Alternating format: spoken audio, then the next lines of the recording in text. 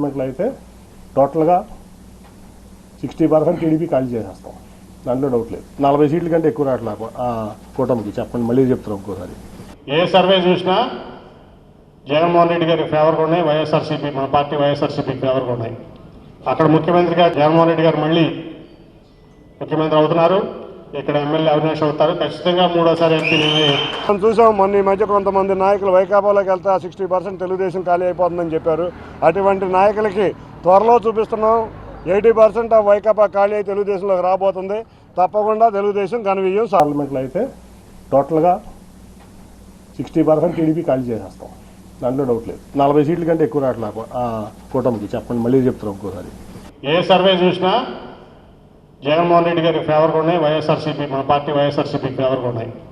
అక్కడ ముఖ్యమంత్రిగా జగన్మోహన్ రెడ్డి గారు మళ్ళీ ముఖ్యమంత్రి అవుతున్నారు, ఇక్కడ ఎమ్మెల్యే అవినాష్ అవుతారు, ఖచ్చితంగా మూడోసారి ఎంపీ.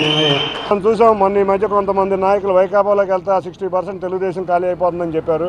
అటువంటి నాయకులకి త్వరలో చూపిస్తున్నాం 80% ఆఫ్ వైకాపా ఖాళీ అయి తెలుగుదేశంలోకి రాబోతుంది. తప్పకుండా తెలుగుదేశం ఘన విజయం సాధించింది.